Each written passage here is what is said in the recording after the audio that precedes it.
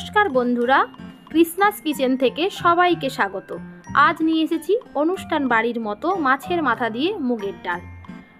মুগের ডাল বানানোর জন্য আমি 250 গ্রাম মুগের ডাল নিয়েছি। ডালটাকে ভালোভাবে ভেজে নেব। এইভাবে আপনারা ভালোভাবে নাড়তে থাকবেন, না হলে ডালটি পুড়ে যাবে। আমার ডাল ভাজা হয়েও গেছে আমার ডাল। এবার আমি ভালোভাবে ধুয়ে নেব। বারবার আমি এটা ধুয়ে জলটাকে ফেলে দেব। আমি 2 থেকে 3 বার এটাকে ধুয়ে নিয়েছি। ডালের মধ্যে খুব নোংরা থাকে, অতএব এইভাবে আমি 2-3 বার ধুয়ে নিচ্ছি। আমার ধোয়া হয়ে গেছে। এবার আমি ডালটিকে সেদ্ধ বসাবো।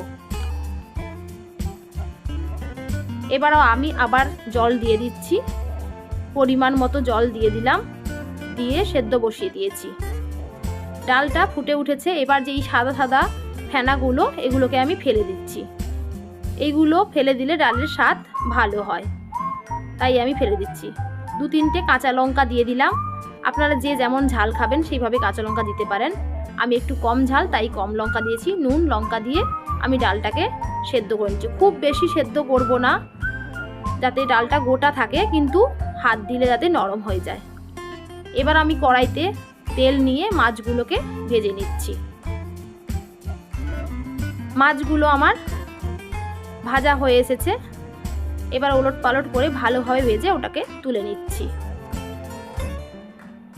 মাছগুলো ভাজা হয়ে যাওয়ার পরে আমি ওই একই তেলে গোটা শুকনো লঙ্কা, তেজপাতা, গোটা জিরে ফোড়ন দিয়ে ওর মধ্যে একটা গোটা পেঁয়াজ কুচোনো ওটা দিয়ে দিলাম। দিয়ে ভালোভাবে নাড়ছি। এবার আদা রসুন থেতো করে নিচ্ছি।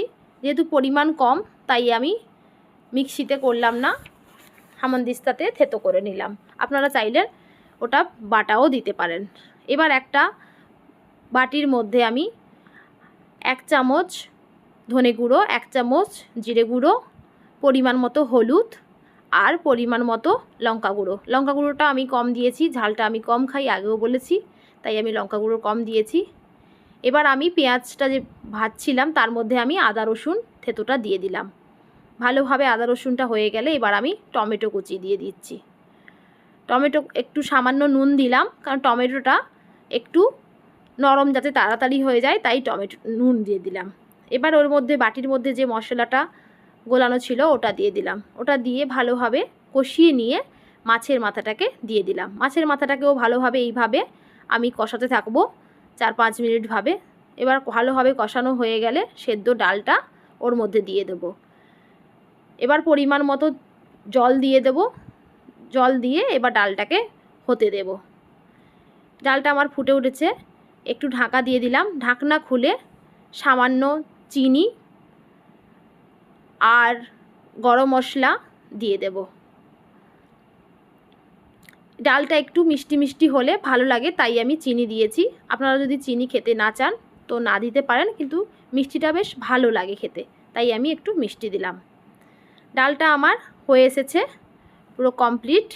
এবার আমি ঢেলে নেব। রেডি আমার মাছের মাথা দিয়ে মুগের ডাল।